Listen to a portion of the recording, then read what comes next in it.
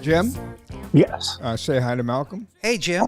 Hey, nice to meet you. Nice to meet you, Jim. Yeah. I told Malcolm, you know, in a minute or two, pretty much about your career, and I told him that you know everything, and I want. No, don't advertise me that way anymore. Well, here's the thing: is with Jim,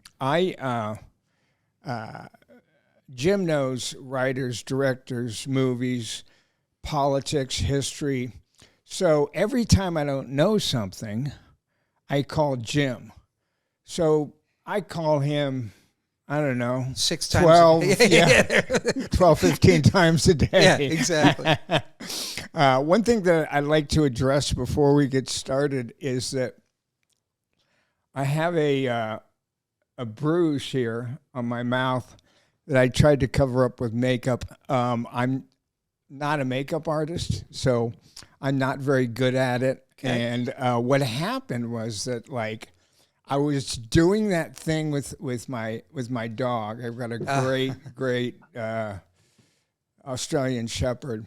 Is that Cowboy? Yeah, that's Cowboy. Yeah. Cowboy. He's the smartest dog I've ever had. Those are very smart dogs. We used to have one. God, years Jim, ago. he is so, which makes them easy to train. Sure. Yeah, and so he's just loving and protective and all these things. And Jennifer was gone last night, and she took Dashiell. She's going to the wedding, and she's part of the wedding. And so I was on my own last night, so it was just me and Cowboy hanging out.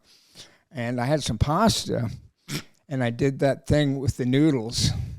God, yeah. I gave him one side of the noodle, and then I took the other side of the noodle, and then we kind of go right into like the kiss, you know. Yeah, and from the then, cartoon. What? And you didn't have a camera rolling during any of this? Well, I didn't have a camera rolling. The problem is that we did it once or twice, and then I thought I'd give him a little tongue, and he didn't like that at all. He was not happy about that at all. So he gave me a little bit of a nip to let me know that, like, we weren't going to be going much further. No doggy style.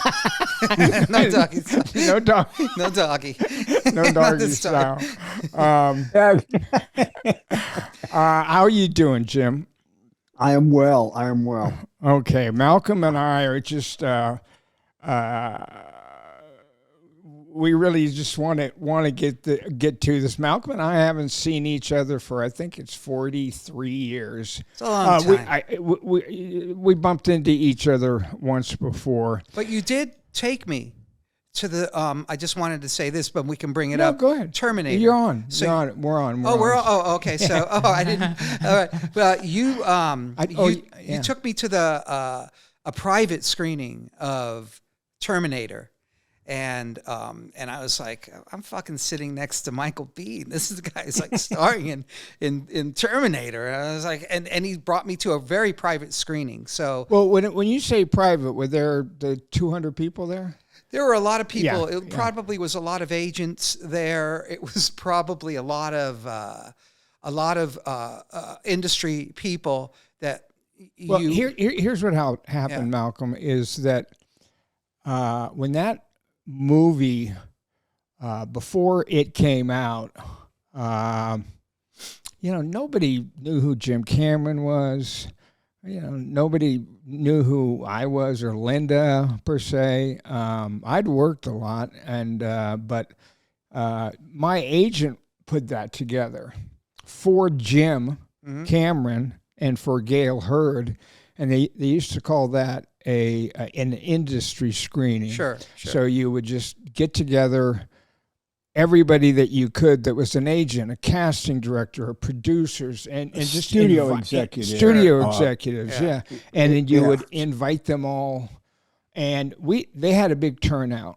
And I remember, this is the way that I remember that screening, is that, and Jim is going to come on the show, and I'm going to talk to Jim. I don't know if I'll bring this up, probably not, but the way that I remember that screening, because nobody knew who Jim was. Sure. nobody knew anything about that movie. And when the credits, when that first Jim came up, he said, "Hi, I'm Jim Cameron. This is my movie. I hope you enjoy it." Yeah. And then the movie came on. Right from the very beginning of that movie are the miniatures of the tanks rolling over the heads and Sure. and skulls and stuff like that. And people were laughing. And it was my opinion at that time, that when people watch that movie now, they don't laugh when they at the beginning of that. They don't. There's nothing funny about that. No. They just thought that they were kind of above it, and they thought that they were looking at, oh Christ, like, oh boy, Yeah. this is going to be. It was a kind of condescending chuckle. Very much so. And do you remember? Just because we're talking about it, Malcolm, do you remember having any kind of opinion about the movie? Because nobody really knew. Well, I can I say fuck? Yeah. I fucking love the movie. Anyway, so yeah, you did. I love the movie, and obviously I'm was a big fan of you. Right. So, but you took me to that screening. I don't remember. Because it was an industry screening for important people. Correct. Then you and I went. There's a theater. Oh God, where is it, Michael? It's in Studio City. We went to go see Ventura Boulevard. No. Okay. It was. Man, oh man, doesn't make a difference. Go ahead. Is it the CBS Center? No, it was a theater. It was a movie theater where people pay for tickets. Oh yeah. Okay. And it was freaking. And the movie was playing. Yes, when it first came out. When it first came out, I thought that, you and I go went. ahead. You and I went to the theater. We did. And I remember it was really weird. I don't know. So this is the second time that you would have seen it. Second time I was with you to see it. And you said, "Come on, Malcolm, let's go see it with a paying crowd." I'm like, "Hell yeah." Yeah. And and the people, this is the first time where you heard the reaction of people. Right. Of what you were doing, what Schwarzenegger was doing, Yeah. what was going on. And people were like screaming in the audience. And you and I were screaming too. You were like, "Woo! Yeah, come on!" I don't want to blow out the mic right here, but it was pretty incredible, to be with you, and then afterwards, all the people are kind of like walking by you, going, "Holy shit! Holy shit!" Yeah, well, I'm sure that I was strutting my stuff. Yeah, there was always a part. soaking that up. There was if I see that with a crowd. Sometimes with comedians, like you can laugh. Yeah. If you laugh real hard, comedians like that, and you can sometimes kind of like, I don't know what they call it, Jim, when you're kind of playing the crowd, but like in the Terminator, at that part where Arnold has got the laser set up on Linda. Sure. And I pull out the shotgun, and right when I'm like shooting the shotgun, and blowing it through the window, I always like, and like the whole fucking crowd is like, That's what you did. That's what we did. It was great. I mean, the audience participation, you're like, fuck, this is almost like going to a Rocky Horror Picture Show. It was great. It was, it was just, again, I don't want to blow so much smoke up your ass, Michael, but it was really, it was pretty much of an honor to be hanging out with the star of the movie at that point, and then there you go. I don't know if we should start. We might as well just start sort of at the beginning, because Malcolm has a story, and we met on Franc Rodham's movie, Lords of Discipline. Now, we just had Rick Rossovich in, and we had Rick's great interview. Memorized. Thank you. Yeah. And he's just like he was. He's fun. Too bad sounds like he's having a tough time with his wife, but boy, he's always been a lot of fun, and that's why that set for me anyway with Paxton, and that's the first time I'd ever met Bill. Yeah. And Bill played my my second in command, and yeah. I was saying to Rick, I was always like, heel, fat, Oh, I'm gonna tell you some stories, Michael, when we dig deep here. Okay, well, so Malcolm, Jim, and I told you this, but Malcolm has a story. What was the name of the woman who was discovered at Schwab's? Lana Turner. Lana Turner. Okay. Yeah. Lana Turner went in at the to have counter a the dining counter at Schwab's. Yeah. Right. And to me, Malcolm's story of being discovered really is what it was. Is being discovered is as off the wall and interesting. So, but I'm not as hot Hollywood as her. legend. I'm not as hot as her. I'm sorry to say. Yeah. Well, you had something going on. Tell Jim and my son, Kalen, where you grew up, kind of what you were doing around the time that you met Frank. Man, okay, I'm gonna read or digest this for you, but I'll keep it in the score. Go ahead. I was living in the Valley, and I just I didn't know. I was in high school, and I had to take a drama class for credits to graduate. Yeah, and so I'm in this drama class in high school, and the drama teacher, I will not mention a name, but teachers when you're in high school and junior high, they got to encourage you. Yeah. This fucking guy did not encourage me. What's his name? No, I'm not going to. Come on. No, I ain't going to say. Is he still alive? I don't know.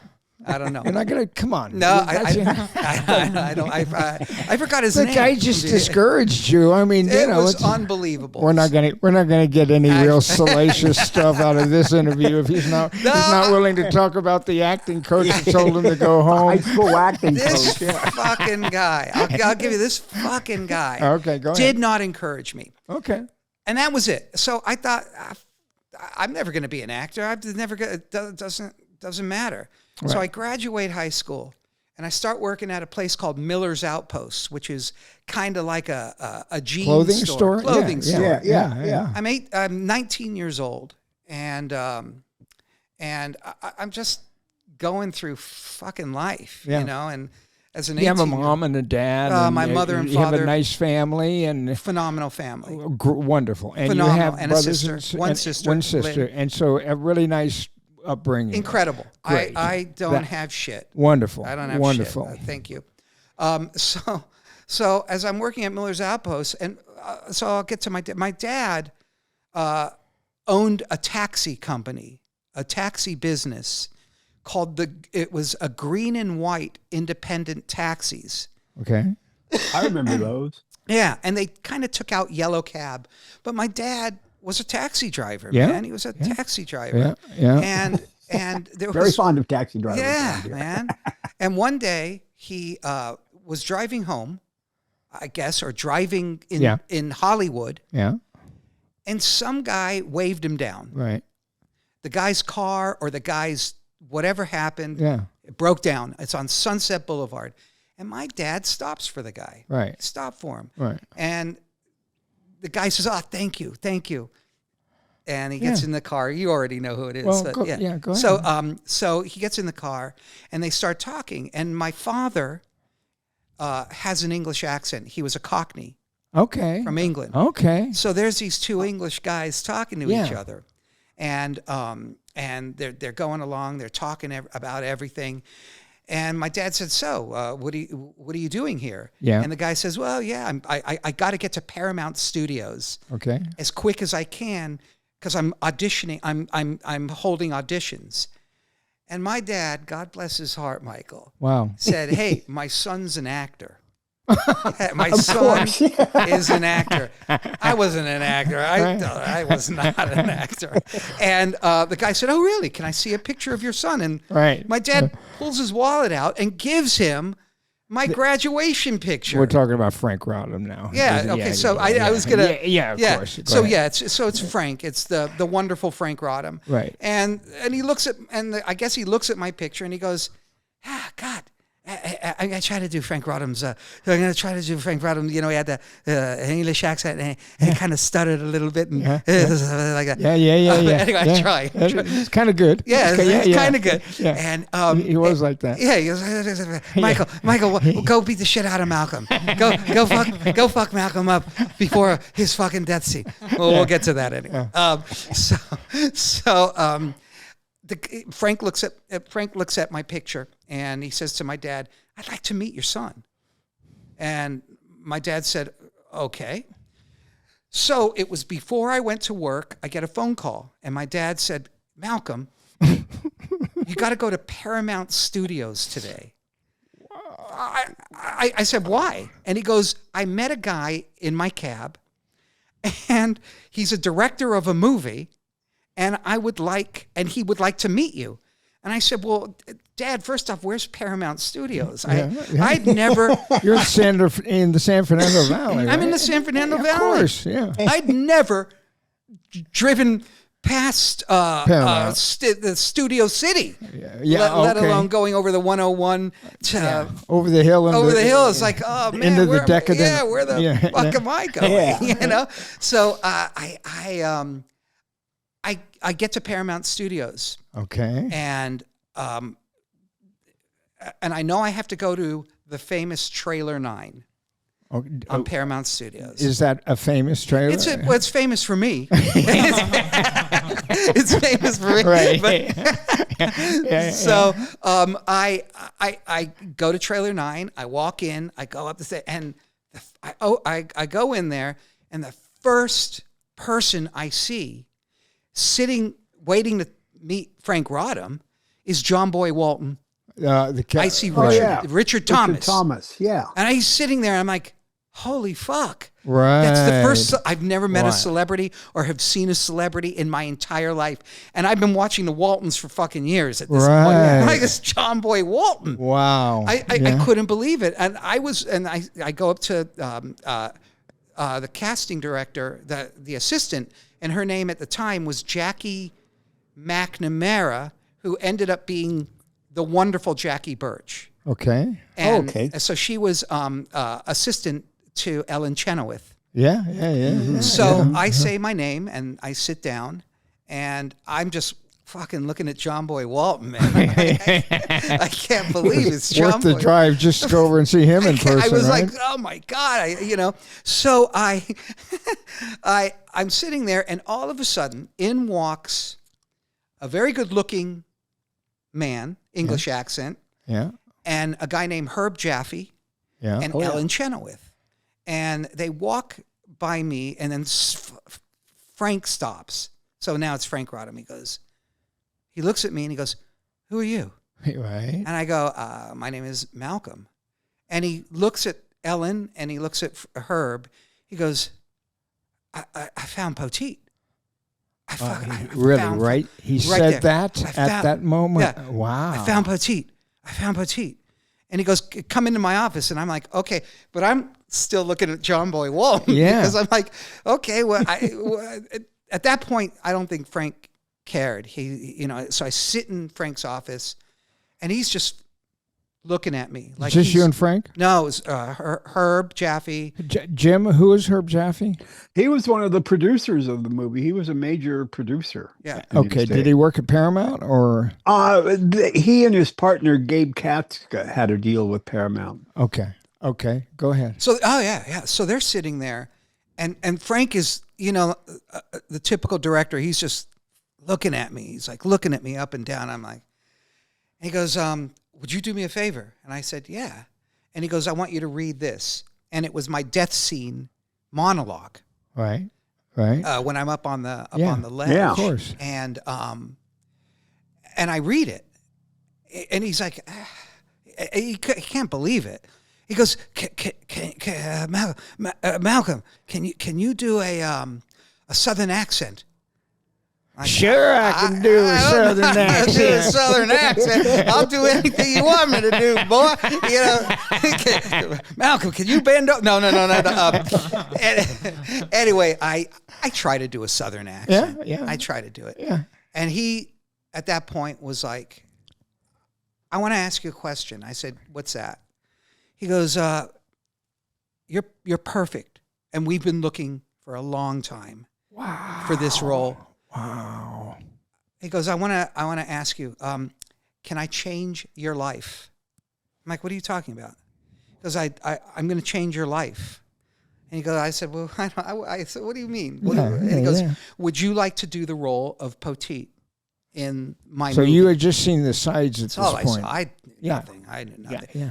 And I said, are you bullshitting me? And he goes, no. And at that point, I have to go back out to, I'm done with the meeting. Okay. So Ellen walks me out and says, take Malcolm's phone number, take his address, do not lose this guy. Right. To Jackie. And at that point, I have to call Jackie every other day. So they wouldn't lose. Don't know you're in contact. You got no agent. I got no agent. No manager. I got nothing. I mean, so they just don't lose Malcolm Danare. Don't frickin' lose Malcolm Danare. And I'm like, oh, okay, all right, fine. So I start calling Jackie every day, and then I got a phone call, and they said, can you please come in? I said, sure, and that's when I met the famous Michael Biehn. Well, now, you didn't have any idea who I was, did you? I did. From what? The Fan. From the Fan. I had seen the Fan. You'd actually seen the Fan? I had seen the Fan. And You're the only gay man who saw that movie, so I don't. Well, I know you've been married, and so, but usually when anybody tells me they've seen the Fan, I remember, you saw it in the that means you saw it in the theater. I saw it in the theater, and what I remember is, were you a guy who just loved movies? I loved movies. Yeah, okay. I loved it, and I always remember the bit when Lauren Bacall fucking puts the knife through your neck. Yes, and it was just this weird scene, and all of a sudden the fan is dead. Yes, he's dead. But before you go on, just an interesting note on that is the special effects guy who worked on that knife in my neck. It is a special effects makeup artist by the name of Dick Smith. Okay, and Dick Smith was intense. He was intense about making this knife look real. And that's who James Cameron originally wanted to do the effects on the Terminator. So he reached out to Dick Smith, and Dick Smith, was busy or thought this, whatever. Wow. And then he suggested, I'm going up on his name now, the Stan Wilson? Stan Winston. Stan Winston. Stan Winston. Stan Winston. Yeah. And then Stan did the movie. Sure. And then he did Aliens and went on working with Spielberg and won many, many Academy Awards. You met him before. And studio was awesome. Yeah. He was an awesome guy. But go ahead now. All right. Yeah, no, so I meet Michael, I meet you. I talk it's about Biehn, you in the third person. It's Biehn, by the way. Yeah, Michael Biehn. Yeah, exactly. B-E-A-N, right? Yeah. I'm kidding. So at that point, you and I are connected as we're both doing my scene. It's the scene where Rick Rossovich, or the Rick Rossovich character, Pig, beats the fuck out of me. Yeah.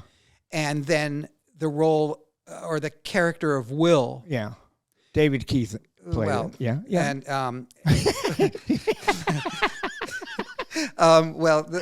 but I was reading and you're reading we'll that get role into this forever. So we are. He put the two of us together. You put the two of us together. And we read together. All the time. At that point, I never read with anybody else. It was you that I always came in, and I guess it was a couple times. Okay. But you and I stayed connected, and I went to your house, and we worked on the scene. Really? In the San Fernando Valley? I think it was Van Nuys. Yes, it was Van Nuys. Yeah, it was Jim used to live in that house. Oh, well, there you go. Before Michael got married. Wow. He and I moved into the place, and I lived there for about a year. Yeah. And then when he got engaged, I moved out. You know, it's really interesting, Jim. I love that house. But I really liked it. I got to tell you something, Jim. As I'm hearing your voice in my head, I'm pretending that you're sitting in the chair across from me, and you are a big bag right now. Michael, right there. He's just a big, carry-on bag right now. That's probably an apt description. No. Big bag of what? No, it's just anyway. So Depends you and on who I you ask. Yeah. But you look good. I'm telling you. But it's a little backpack. A little plain. It's a little plain, but you look good. Yeah. You look good. Fuzzy, but yeah. So don't put Michael, the focus too sharp, and I look okay. yeah, no, okay, yeah, it's all right. We'll get a close up of that soon. But so you and I start working together. Okay. And you introduced me to your acting coach, Vincent. Vince Chase. Yeah, Vince Chase. Okay. And then at that point, I'm still keeping in touch with you a little bit. And then the big audition. Right. Then the fucking... All right, talk to me about that audition. What you remember about that audition. So here's the weird thing. I was triggered by two people. Watching Rick Rossovich and you talk about that audition, and then John Lavicelli, who was a part of that audition. Now, I have to say, when watching Rick talk about it, I didn't really remember. I thought it was just you and I. It was you and I that auditioned in front of the brass. Yeah, who was there? Oh God, I would. Rick said it. Probably Katzenberg. I think Katzenberg, Don, maybe Simpson, Don Steele. Don Steele, I don't know. There were so many. Probably Don people Steele. there. Yeah. Okay. But we were told to come there 2 hours early to Paramount. Okay. And see, it was weird, but Rick triggered me, and so did Lavicelli. I consider the 5 people that were at that audition. Name them all. Michael Biehn, Mitchell Lichtenstein, Rick Rossovich, John Lavicelli, and myself. Okay. Those were the 5 people. Okay. And Frank brought us in early, and he rehearsed us. He rehearsed us and blocked it. Yeah. Now I forgot, and I do remember now that Rick was going to beat the shit out of me in that audition. Right. And I was like, okay, you do whatever we have to do. But I think at that point, Michael, we all kind of knew that we were all it. Yes. We were it. It was just passing. We had to get get by the suits. Get by the suits. Right. And we did the audition, and Rick was right. You know, he went out there and he did this whole crazy thing to the suits, and did the whole Pignetti thing. And then he turns to me and it's like, oh God, here we go. And then you and I have an intense scene. It's an intense scene. Mm-hmm. And we'll get into that because I still but at that point I'm feeling comfortable. You and I have worked on it a lot. Yeah. And it was great. At that point, the audition is over. Right. And Frank comes up to us. He's fuck it. That's great. Guess where we're gonna go right now? Guess where we're going? And we're all like, where? And he says, we're going to Musso and Frank. We're going to Musso and Frank to celebrate. I'm like, okay. I've never heard of Musso and Frank in my life. Yeah. Yeah. So we go to Musso and Frank, and every single actor there orders sand dabs. Nobody fucking orders steak and this. Right. I just remember everybody ordered sand dabs. Okay. And at that point, I didn't know that the film was going to be shot in London, England. Right. I didn't know how long we were going to be there for. Right. I just didn't know. So at that point, I still don't have an agent, Michael. I still don't have an agent. Yeah. but you start saying you got to get an agent Okay. because you start kind of really. It's really weird. This is where you took me under your wing. You knew I knew shit, but you knew that I still was the character of Poteet, and you can only go so far as being kind of really friends with me because you knew that we were going to go to London. Yes. And there was going to be a lot of different shit going on in front of a camera at that point. But you really, honestly, Michael, as I veer off, just non sequitur for a second, how fucking important you were to me and how you really made me feel comfortable, not on the set. But but what that wasn't the point. Yeah. Well, yeah. But what you did for me before the film and after. So I've always wanted to thank you for that.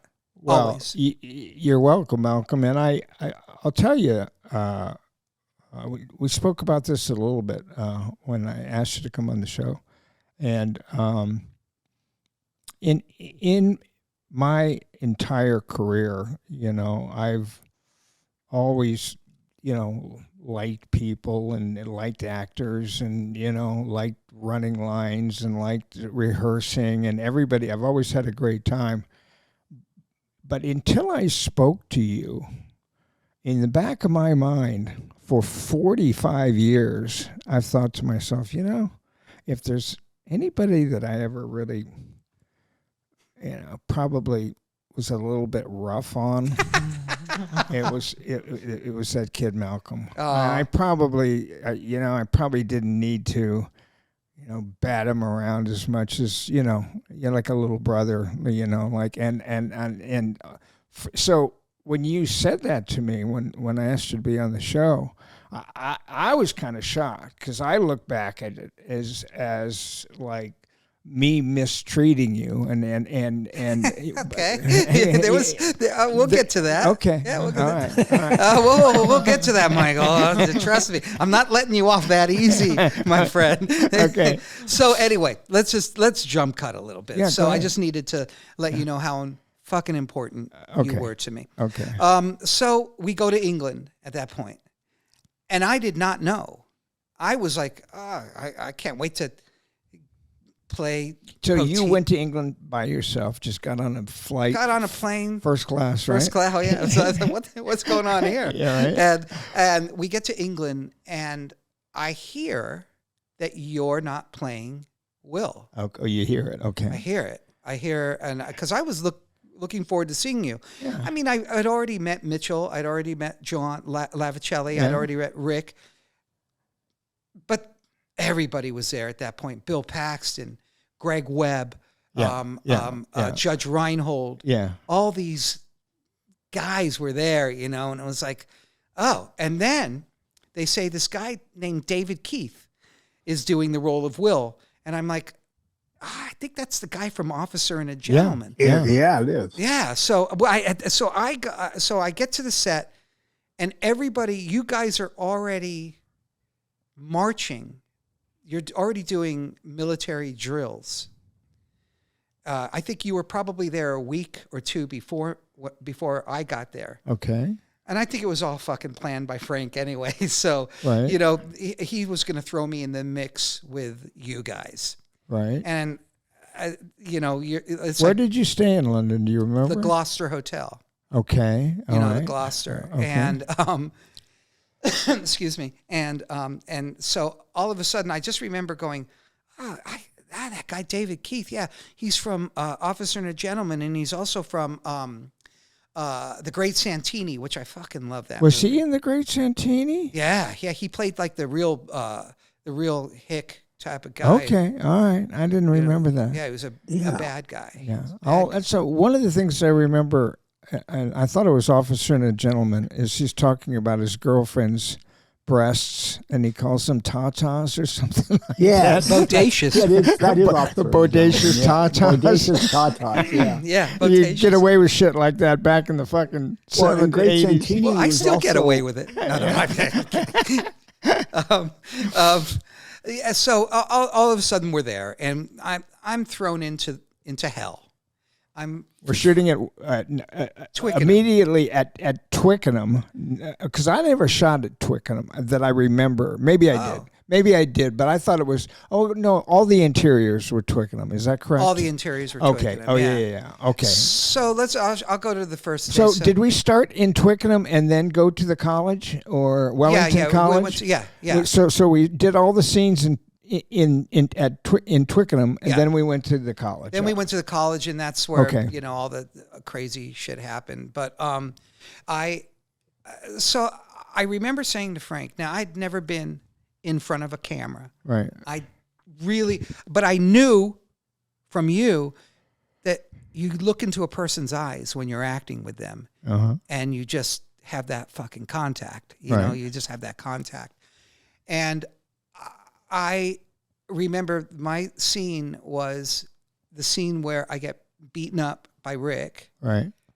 And then the Will character has that huge scene with me, and he's like, you can't cry. You just can't cry. It was that whole thing. Yes. And it was my first day of shooting, and you shot the Rick beating you up and the scene with David? Okay. But it was all done in one shot. It was Frank liked to do a lot of stuff. He didn't like cuts. Yeah. Frank didn't like to cut. Right. I would have preferred a cut at that point, but it was so good for the character. Rick really manhandles me in that scene. I mean, I'm sure that Frank probably went, all right, just do everything you can do before you really draw a lot of blood. Really, just do what you can do before you get into a bar fight with Matt. Rick was probably what? He 6-7 inches taller than me. Yeah. He had gained weight. Muscled up, and he was a big guy that I would, I would. His character's name is Pig. Right. Yeah, it was unbelievable. It was a very, very, very long, tough day. Your first day of shooting ever on camera. Wow. And I just knew from you just keep looking at the guy. But it was already weird for me because I get it. David is David Keith. I get it. Officer and a gentleman. Yeah, but it wasn't you. It wasn't you. Right. It really wasn't you. But every scene I have in the movie at that point is now with David. Right. Yeah.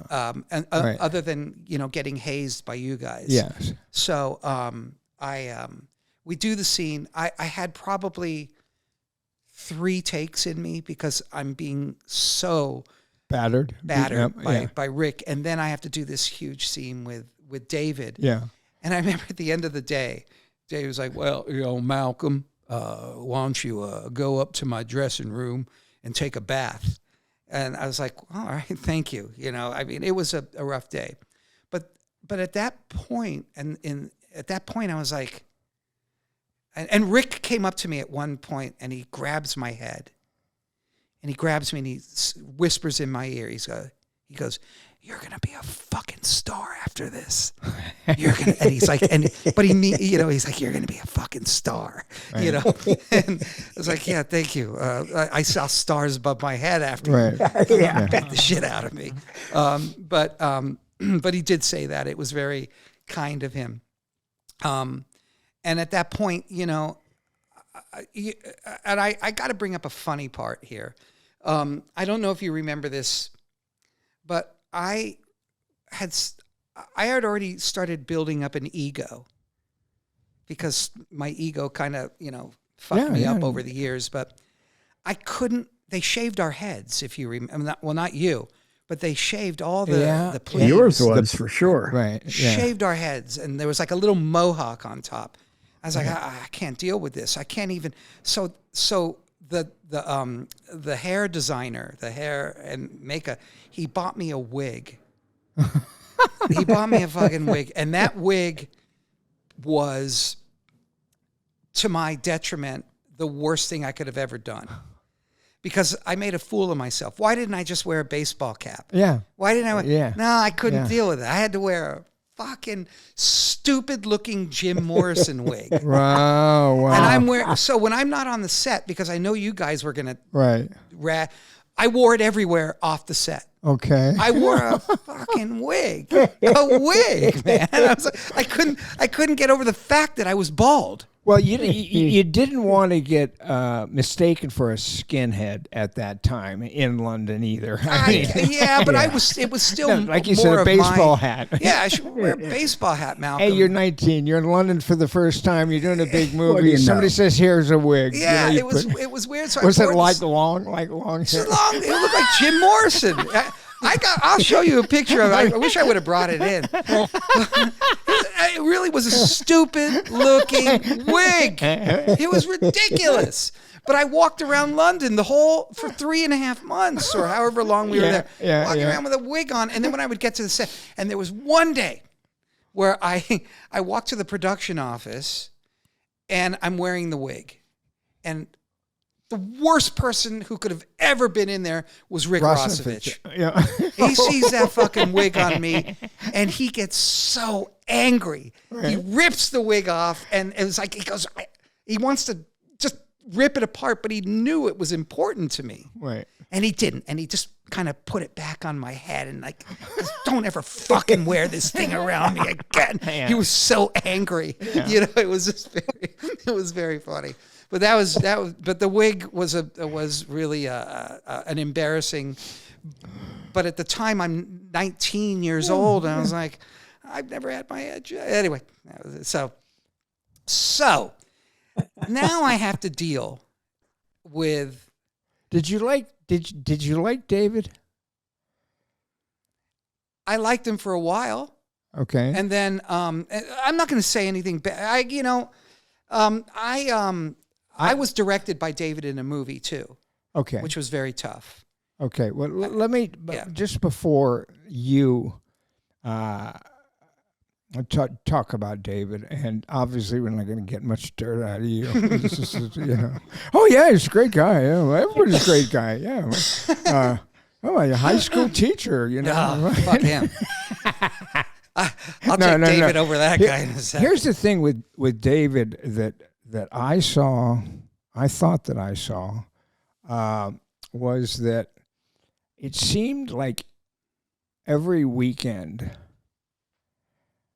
or every chance he got, he would like go to a Rolling Stones concert. In Germany. Go to Germany, and he would like kind of disappear. He was a little bit of a aloof. Not aloof, but not. If you're working on a movie... Disconnected? Yeah, kind of He wanted to party, Michael. He wanted to fucking party and have a good time. He was the number one guy on the call sheet. Yes, he was. And he knew exactly how much fun he wanted to have. Okay. But on the set, he took it seriously. Yeah, he took it seriously. We all did. Yeah. But, I know what you're saying. He wanted to play, know, and he played. Yeah. There was something about him that I always felt that...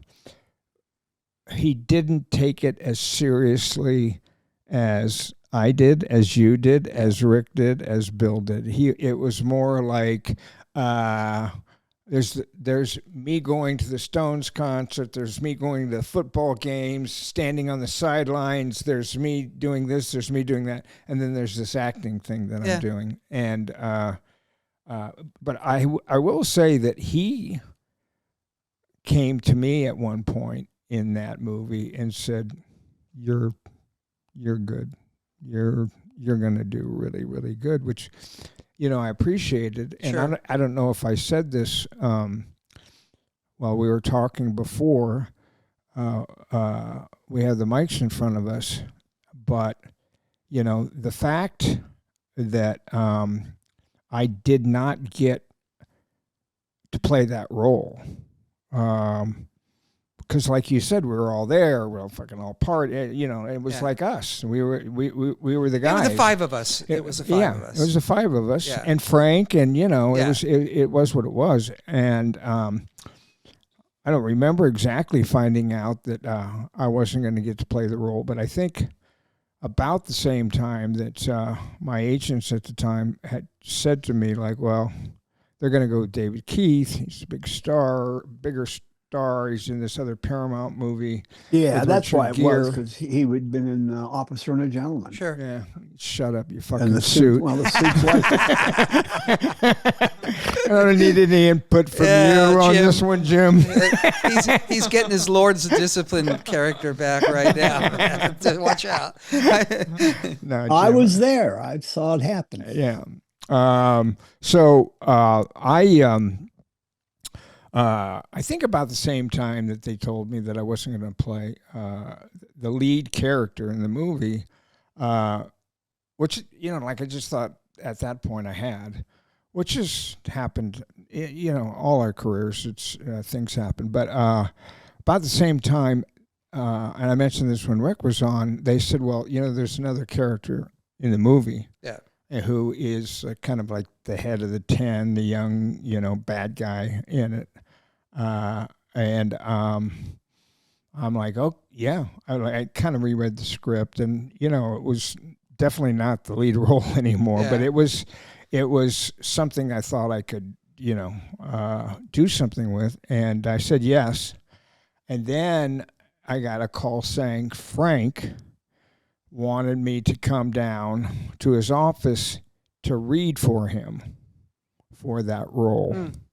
And I mean, to this day, I never forgave Franc Rodham for not just going, okay, like for bringing me back. Listen, he's the director. It's his movie. He's, whatever. And looking back on it, yeah, maybe. Do you think he had to do it for the suits? No, there was there was nobody else there. Now, okay. Now, if that had been the case, then that would have been a little bit different. I just think he brought me back. So hold on, Michael. So was that?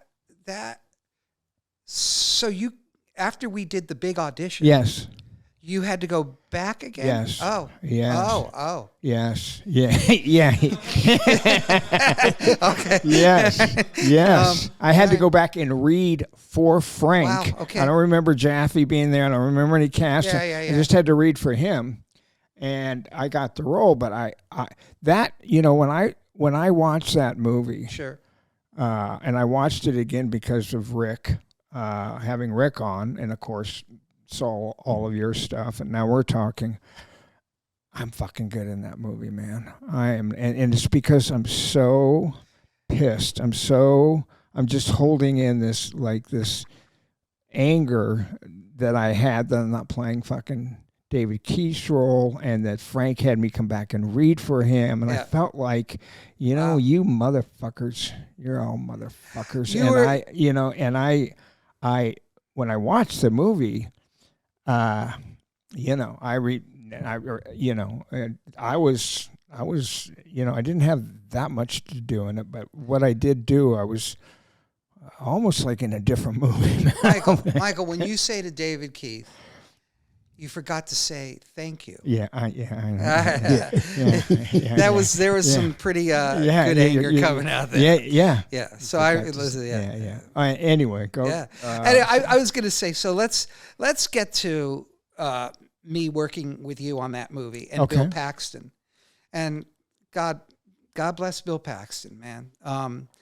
So when we get to Wellington, it's all about Hell Night. And I gotta go through Hell Night with you guys. This isn't even my death scene yet, but I gotta go through this Hell Night thing.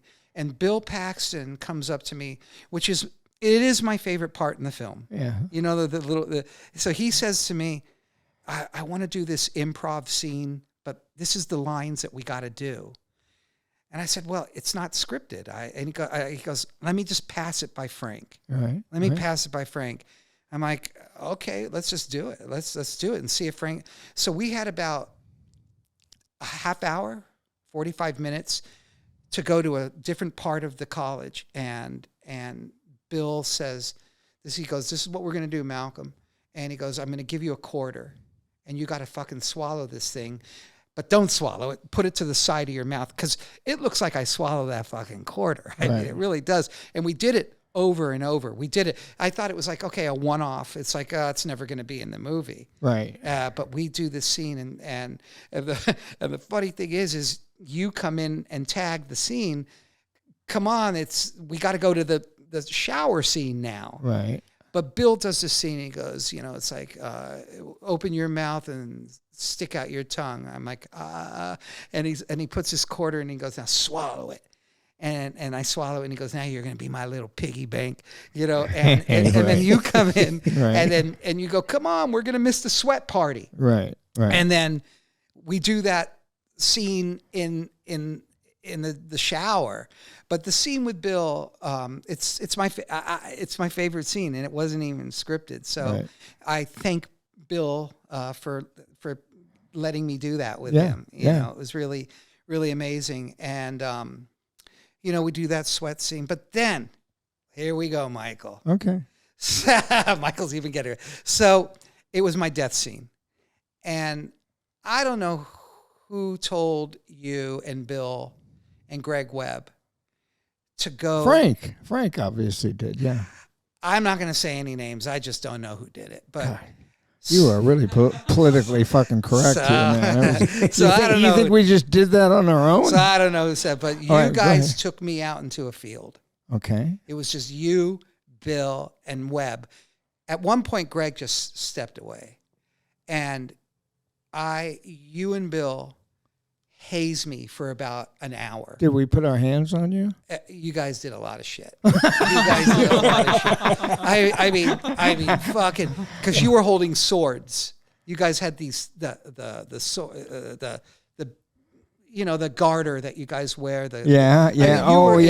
Full fucking Nazi go. Let's go at it, man. Right.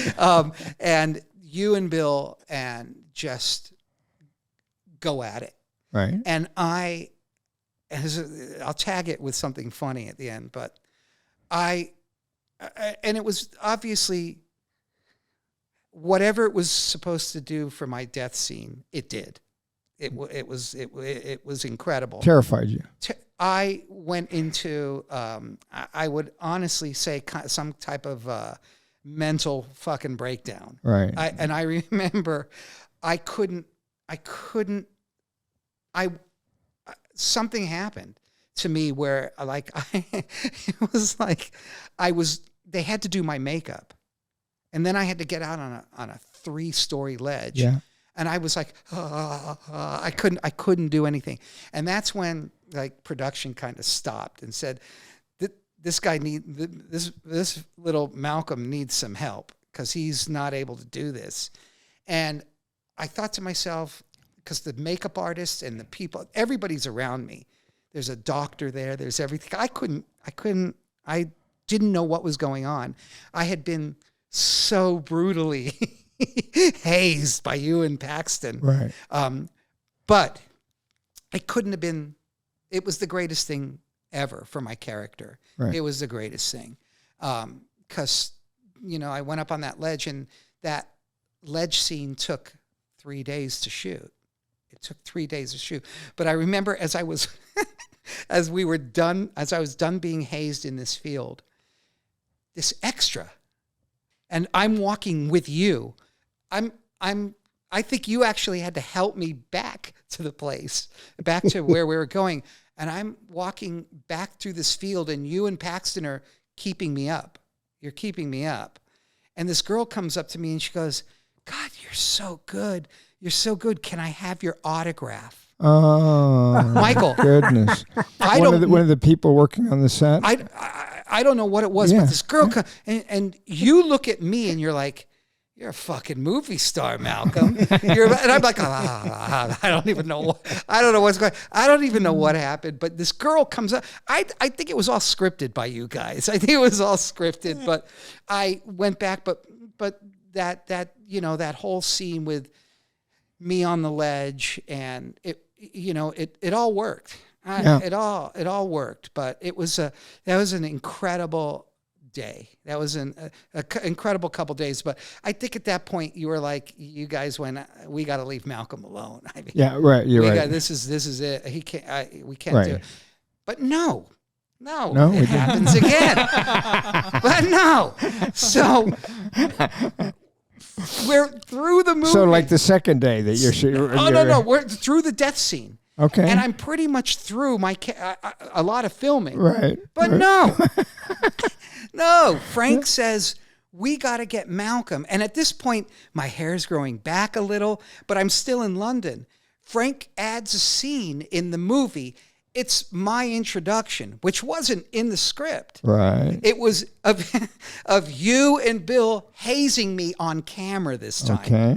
All right. Do you remember that? It was like you and Bill and Greg. Greg always sat back. He never did shit. But Bill, it was like you and it's like, and I'm sitting there and at this point, I think I'm like 2 or 3 days away from going home. Right. But no, I have to get my head shaved again. And then I have to get fucking hazed again, but this time on camera. Camera. And it was the introduction of my character and Mark Breland. Right. So it was, but they had to show it, and you guys went off on me again. This time it was on camera. It was like, oh my God. But at this point, I was like, I had already kind of stood up for myself with Frank and a couple other actors on the set.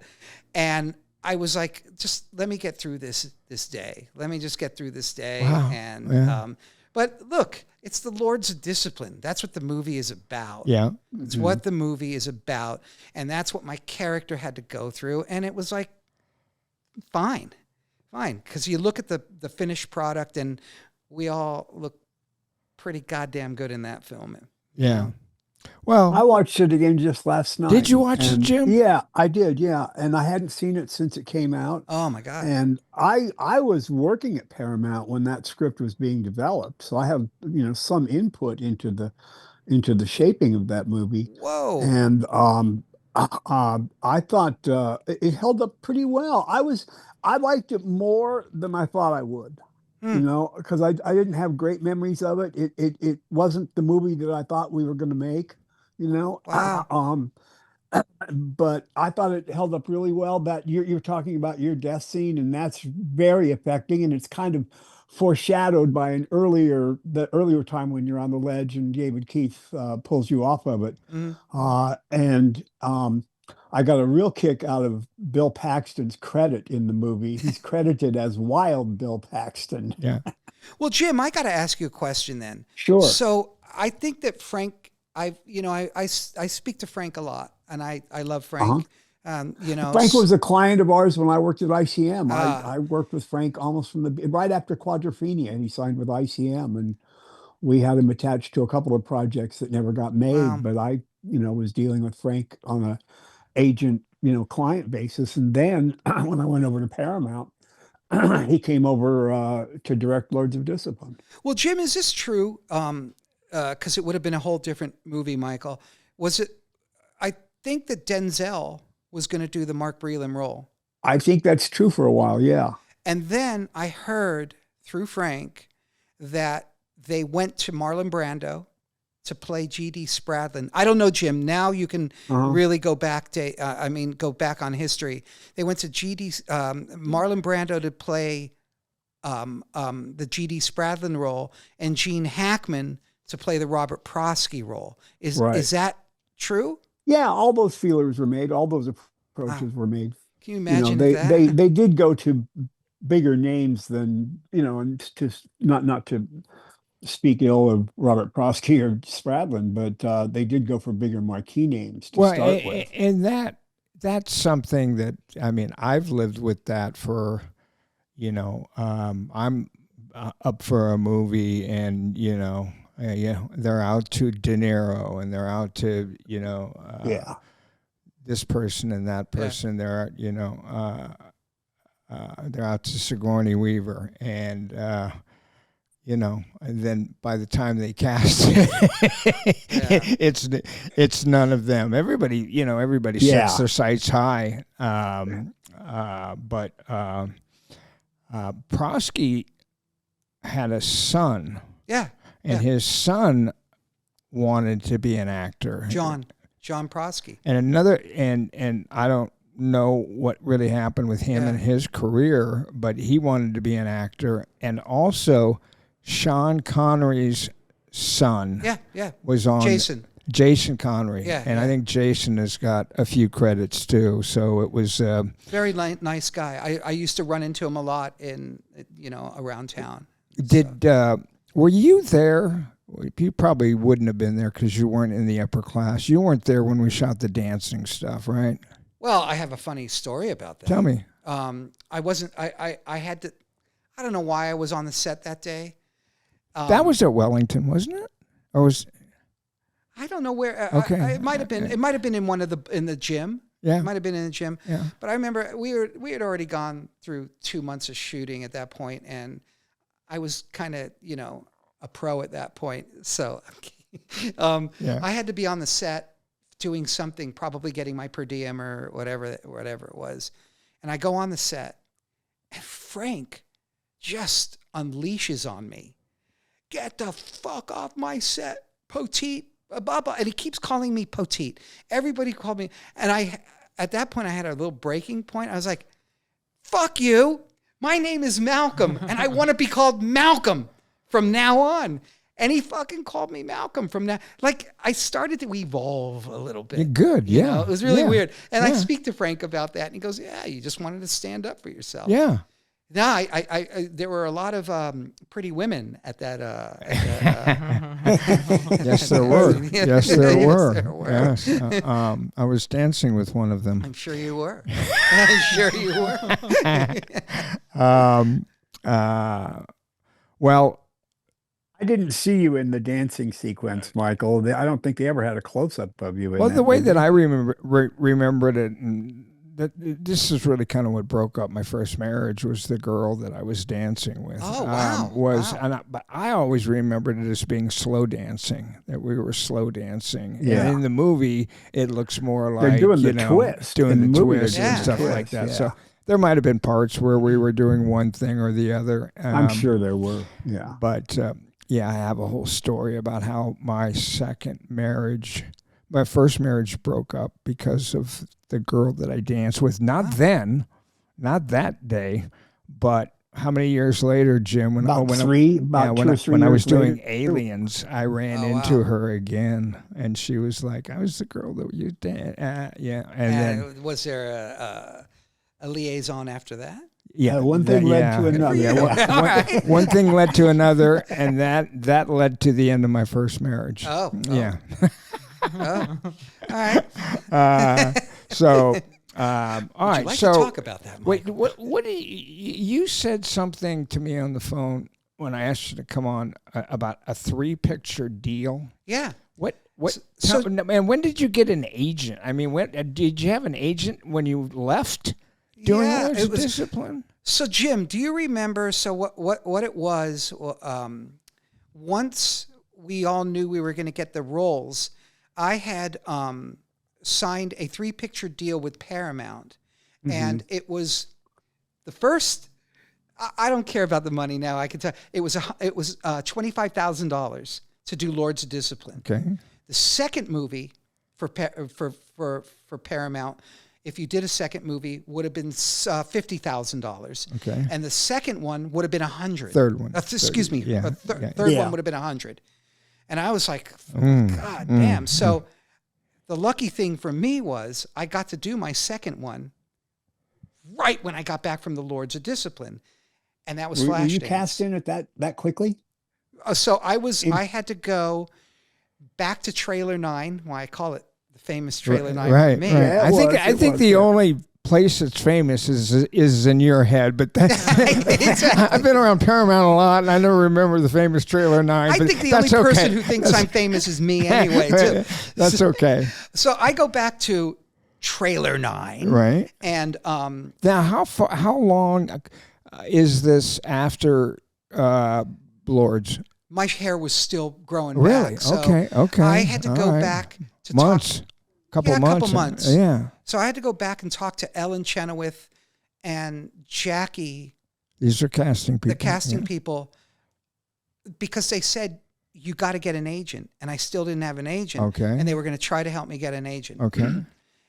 And I was there for that day. And Jackie and Ellen start writing up a fake resume for me. Wow. A fake resume. Wow. I'm like, oh, you know, they're doing what they can do. And at that point, I don't know. I mean, Lords is pretty much in the can. And it's, you know. Yeah. As I walk out of trailer 9, in walks into trailer 9. Jennifer? No. Jerry Bruckheimer. Yes. Don Simpson. Yeah. And Adrian Line. Adrian Line. Yeah. And you didn't know who any of them were. I had no idea who any of them were. Right. And they walked by me, and Adrian stops. The Troika, yeah. Yeah. Adrian stops, and he goes, with his English accent, he goes, excuse me. I go, yeah. And he goes, are you the kid that Franc Rodham discovered? And I go, yeah, my name is Malcolm. He goes, and he looks at Don Simpson and Jerry.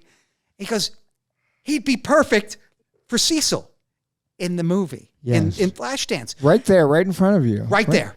Wow. Right there. Wow. What a stroke of luck. There. It was like unbelievable. But I don't hear anything for about a month.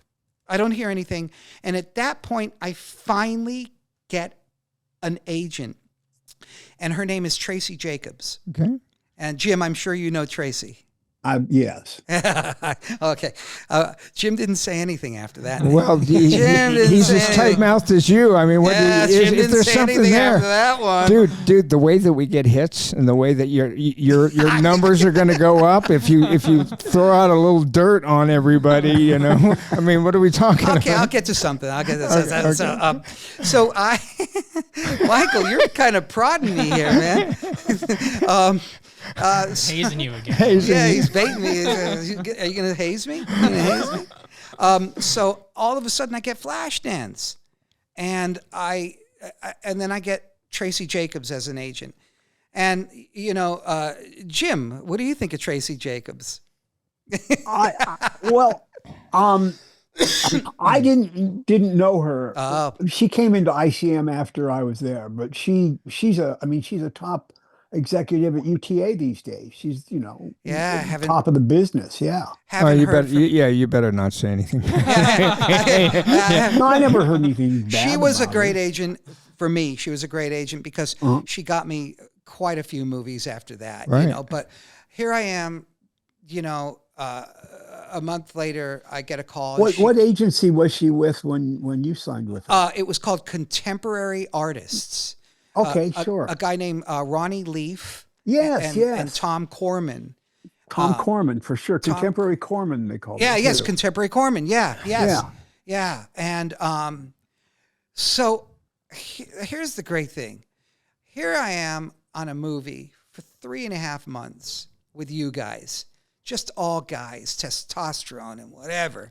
And then I get to play the bad guy in Flashdance. Right. And there's all naked women everywhere. Yes. I mean, I get to play the bad guy with Lee Ving. With Lee Ving, Tell me, explain to the audience, because Lee Ving seemed to be very, very early on a punk rocker. Punk rocker. Was that before? That had to have been. That was before the big. Who are the guys in England? That was it. About Sex Pistols. Yeah, it was about the same time. I mean, that was early, because I went back and when I was like looking at your stuff, and when I watched it last night, and then I thought, oh, this guy's kind of interesting. What did he end up doing? Sure. And then I went and I watched him playing at clubs, and they had one of those voices, Jim, that like it was like an announcement. Children these days are going to see this type of music, if you want to call it music. It is very disturbing, and you know it had, I don't know, it was like a public announcement, about don't like they used to do with Elvis, you know, don't.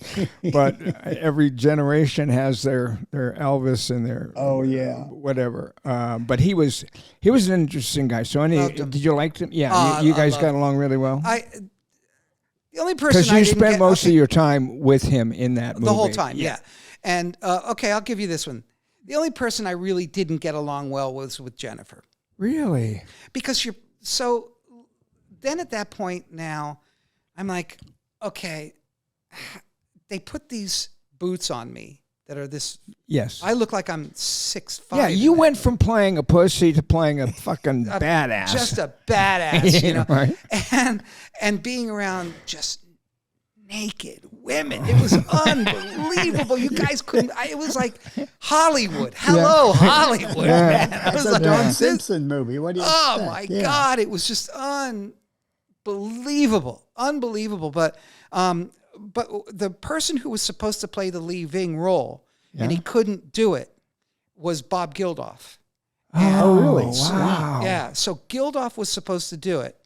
And then Adrian was really great friends with Rod Stewart.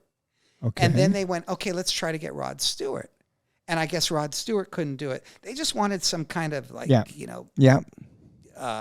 salty kind of guy. And, the minute I met Lee Ving, we were bonded, because he's like, oh, look at this Jew boy, man. He's playing a big guy. It was like, he couldn't believe it. Are you Jewish? Yeah. Okay. So when he takes that's why I'd be a bad. All right, guys, I'll see you later. That's why I'd be a bad Nazi. I can never spot him. Yes. Okay, go ahead. Well, go ahead. So I just leaving and you get cast on that. By the way, where did they shoot that? All L.A. and Pittsburgh. Okay. All so LA did you go to Pittsburgh? For a second. For a second to do some exterior. Some exterior stuff.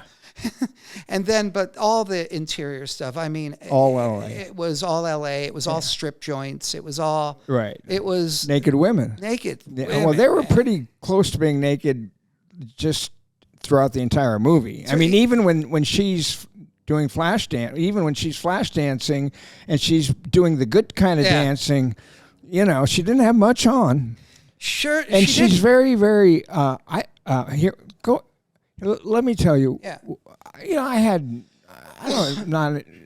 hadn't seen that movie since it was made, and I went back to look at it. And who played her boyfriend in it? The guy who owned the company, Michael Nuri. Michael Nuri. Yeah.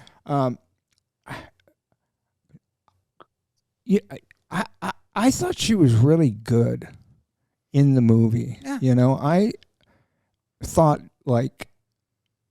She carries that movie. That movie really is on her back. Sure. And Michael Nuri, I don't know what he's gone on to do, but it really is about her. And I didn't know that she was that good. And maybe she was never that good again. And I don't know what happened to her career, but I was really taken back last night when I watched it to watch you, that I thought like, she's really, really good. And of course she was absolutely gorgeous. But the funny thing is, Michael, is that the reason, excuse me, I didn't talk a lot in that film was because Adrian, there was a lot of dialogue for the Cecil character.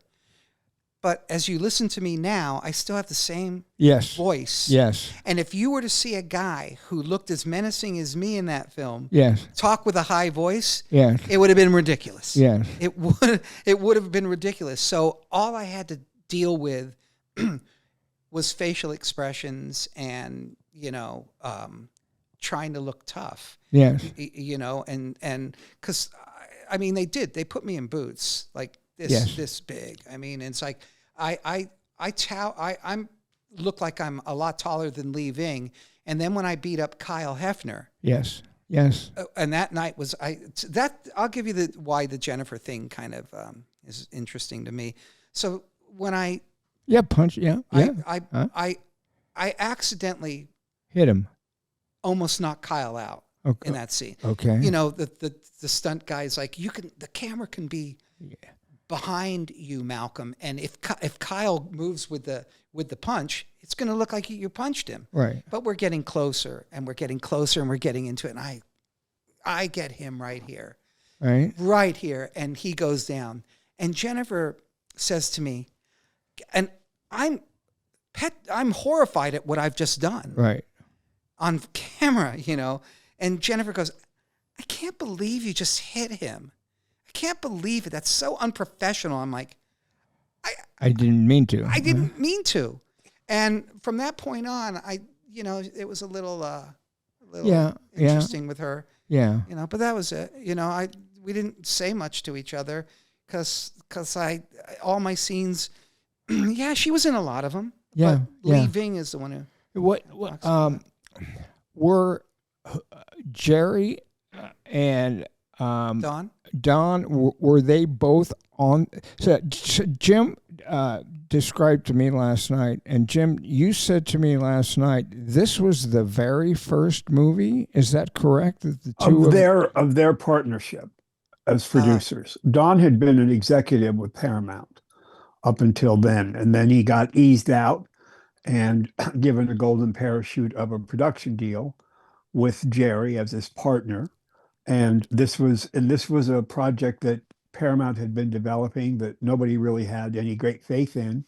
And it was given to Don with the expectation that it wouldn't do very well. And Don basically made an MTV video out of it. And it became a surprise hit. And you said that Joe Esterhaus worked on this script? Yeah, Joe Esterhaus had written a version of the script. Jim, and you gave me the numbers last night. It was made for what? And it made $200 million? It was a budget of about $7 million and well over $200 million. Wow. It was a huge hit in terms of its cost versus its return. And nobody in the movie was a profit participant of any substantial amount. There were no gross participants in that. Right. Residuals were really good. Yeah. I can imagine. Yeah. For a long time. But Don and Jerry, made tons of money off that movie. And then after that, it was Beverly Hills Cop and Top Gun. So you can see what kind of money they made as producers at Paramount. Staggering sums. So, but nobody had much faith in that movie. Well, I can understand why, because it doesn't have much of a story. And as I rewatched it, the first time she shows up at the ballet place, like 20 minutes into the movie, I'm like, oh, okay, I see where we're going. She's going to end up being, I mean, to say it holds up well is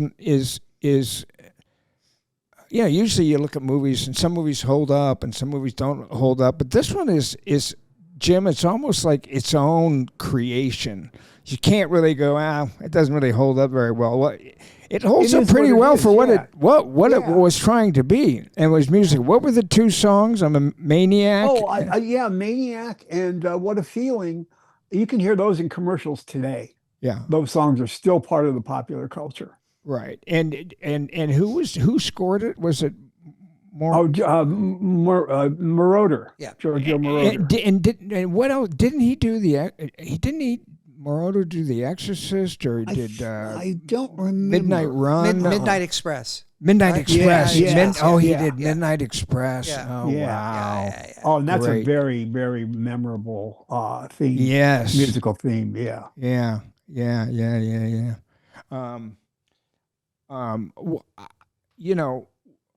We still have a lot to talk about because we're just only through we're one only movie. Covering the Paramount movies. Yeah, really. But the two that I worked on, we have to be out of the studio by one. Yeah, we got. So I'm going to. Can we break this up, Malcolm? So can we, Jim? Let's take 2 or 3 minutes, and then we'll get right back into it. Okay. All right. Sounds good to me. See you, Jim.